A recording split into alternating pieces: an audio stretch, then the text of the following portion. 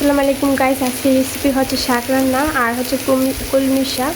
আমি দেখেন আগে সিদ্ধ করে নিচ্ছি, কেটে ধুয়ে একটু পলে নিয়েছি আর এখন দেখেন সিদ্ধ করে নিচ্ছি। সিদ্ধ করা হয়ে গেছে, এখন নামিয়ে নেব।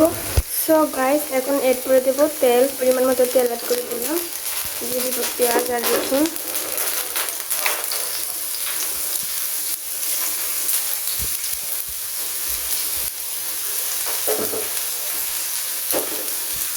সো গাইস, বাদামি হয়ে গেছে। এখন আমি অ্যাড করে দেব সামান্য পরিমাণ লবণ, কারণ আমি শাকের মধ্যে লবণ অ্যাড করেছিলাম। এই পর্যায়ে অ্যাড করে দেব হাফ চামচ পরিমাণ হলুদ গুঁড়ো, হাফ চামচ পরিমাণ মরিচের গুঁড়ো, হাফ চামচ পরিমাণ ধনিয়ার গুঁড়ো, হাফ চামচ পরিমাণ জিরার গুঁড়ো। সবগুলা উপকরণ একসাথে নেড়েচেড়ে নেবেন। নাড়াচাড়া দেওয়া হয়ে গেছে।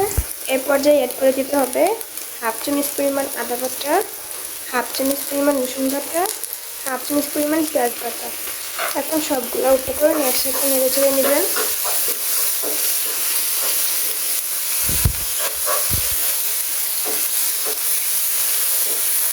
এখন আমি আগে থাকা ধুয়ে রেখেছিলাম চিংড়িগুলো অ্যাড করে দিলাম।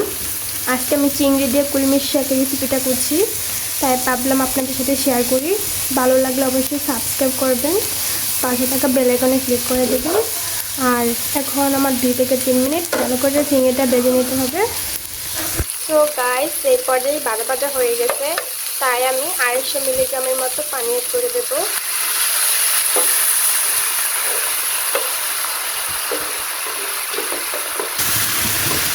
আর 2-3 মিনিট অপেক্ষা করে শাকটা দিয়ে দিতে হবে। মাশাআল্লাহ, হয়ে গেছে। এরপর আমি শাক অ্যাড করে দেবো।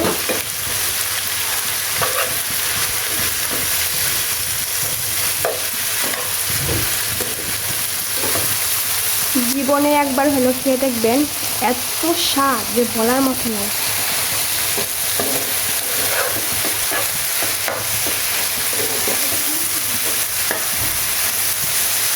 এখন আমি 3-4 টুকরোর মতো কাঁচামরিচ অ্যাড করে দেবো।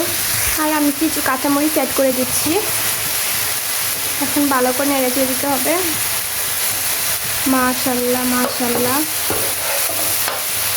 অসাধারণ একটা রেসিপি হয়েছে।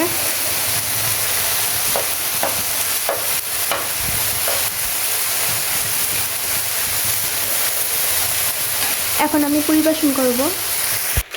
মাশাআল্লাহ, সো আমার রেসিপিটা হয়ে গেছে ফাইনালি। এখন আপনাদের সাথে পরিবেশন করলাম। এখন খেয়ে একটু দেখে টেস্ট করে কেমন হয়েছে। ভারী টেস্টি হয়েছে। আর ভালো লাগে অবশ্যই সাবস্ক্রাইব করবেন, পাশে থাকা বেল আইকনে ক্লিক করবেন। আসসালামু আলাইকুম, ধন্যবাদ।